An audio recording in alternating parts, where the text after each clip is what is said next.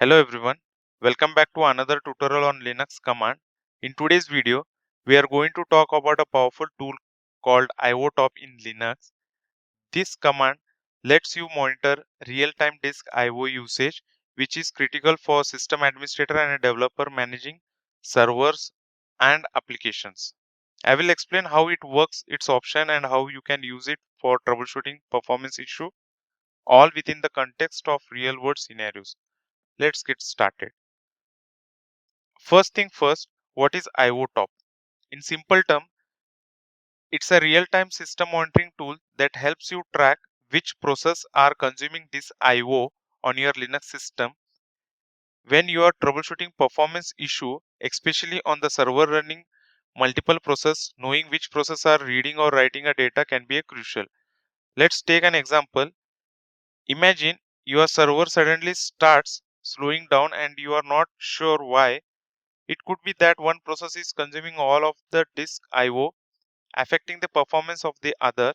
This is where iotops comes in handy. It shows you which process are using the most disk resource, helping you to find the cause. If you don't have iotop, you can check with iotop command.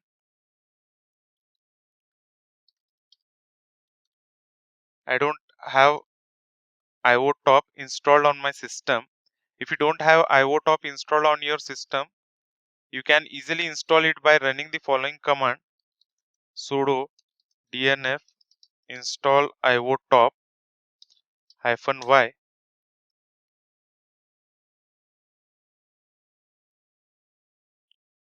iotop successfully installed and you are ready to start monitoring disk IO. The basic command for iotop is straightforward: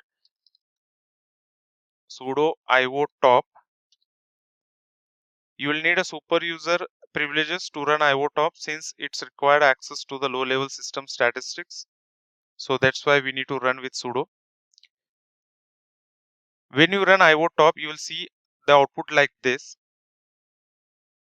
Here is a breakdown of a column. TID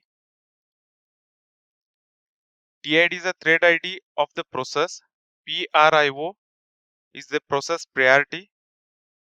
User, it will display the owner of the process. Disk read, how much data is being read by the disk by a process. Disk write, how much data is being written to the disk by the process. And the command that initiates the process. Here above you can see total disk read, actual disk read, total disk write, actual disk write. These are the breakdown of the column for iotop command. So now let's break down some common options and how they are useful in different scenarios. Let's see the manual page for iotop. These are the options you can see here in manual command. So we will be seeing one by one, or some of the options we will explore in this tutorial. If you want to focus only on the process that are actually doing IO operations, use the -o option, sudo iotop -o option. This is particularly helpful when you are troubleshooting and want to eliminate noise from the process not doing any disk IO. In the real world scenario, you might run this command when your server is slow and you are only interested in process that are actively reading or writing the disk. Here you can see if any process is using the disk for reading or writing, you will get only those output here. Next, see -b option. -b option is for batch mode. If you want to capture the output of iotop for further analysis, you can use -b option, which runs iotops in batch mode and outputs the result to the terminal or a file. If I run only this, it will display the output in a batch mode. Let's close it. If we run -b -n followed by 10, This will run iotop for 10 iterations and then exit. The output can save to a file by redirecting it. After 10 iterations, this command will get closed automatically. You can see on my terminal, it has automatically closed. So if I want to redirect, I can give like iotop output.txt. This is useful when you are running a performance audit or need to capture disk IO data over a period of time. So after 10 iterations, it will redirect to this output to this file, and then it will get exit from the command. Let's see the another option, -d, set delay between the updates. By default, iotops update every second, but you can adjust this with -d option to set the delay between the update. You can run sudo iotop -d5. This will update the display every 5 seconds. If you are monitoring the system that's not under heavy load, this can help to reduce the noise and make the display easier to read. Let's see the another option, -t. It shows the timestamp. If you want to include a timestamp with each update, you can use it -t option. Sudo iotop -t. This is helpful for logging, especially when troubleshooting issue and needing to match IO activity with the events on your system. On left hand side of my terminal, you can see here we are getting the timestamp, the process ID, user, read output, read speed and write speed, the load of the disk, and then followed by the command, which process is using and what is the command. Let's close this. Let's see the another option, -p, shows only the process. If you want to see only the process that are directly doing IO and exclude the threads, you can use the -p option. Use -P. This make it easier to focus the process without getting overwhelmed by the numerous threads each process may span. Let's consider a practical scenario. You are managing a web server running on a Rocky Linux or any Linux distribution that is experiencing slow performance. You want to figure out if any particular process is overloading the disk IO. You can run the following command,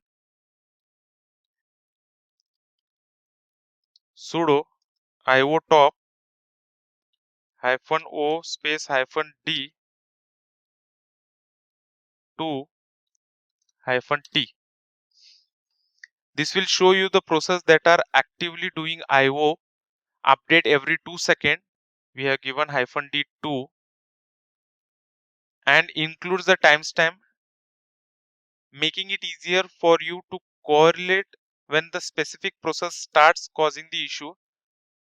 If you identify a process using too much disk IO, you can take action such as optimizing it or restarting the service or finding the ways to offload its disk usage.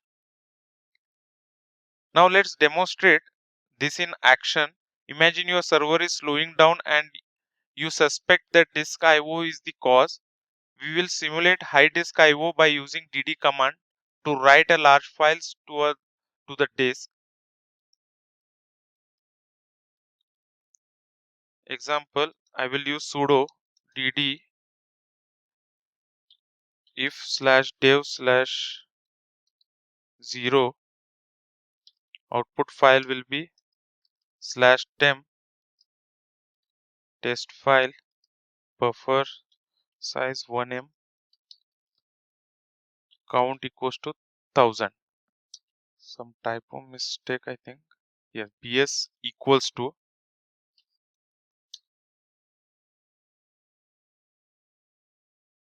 So this will generate heavy disk IO and you will see it in the output of iotop. Let's check the process doing IO. I will take the another access.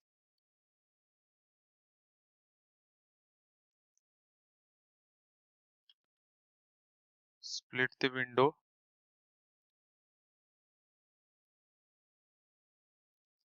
I have split the window. Left hand side we will run the dd command, and right hand side of my terminal we will use iotop.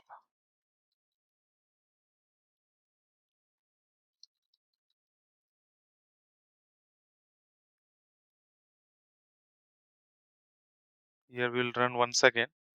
Here you can see the right. Let me increase the size.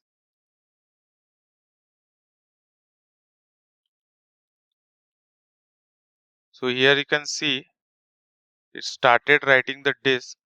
As I have given only 2 GB, my system is having SSD, so that's why it is writing the data too fast. If we increase it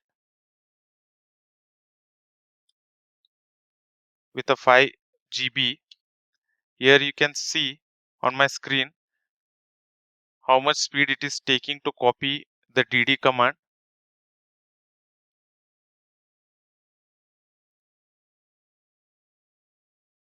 As you can see, the dd process will show up the consuming the most disk IO, which allows you to quickly identify the cause of slowdown.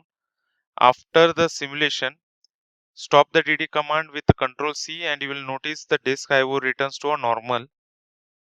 If it did not get closed, you can do a close a dd command with Ctrl C. We can increase this with 10 GB as well. You can see for long time it will start copying the data.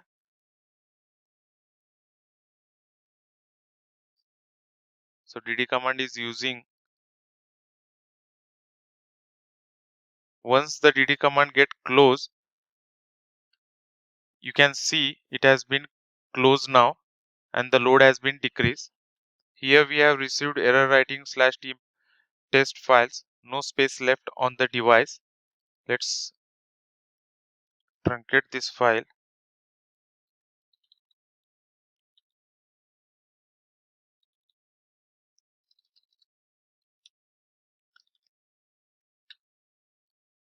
I have deleted this file. Now once again we can use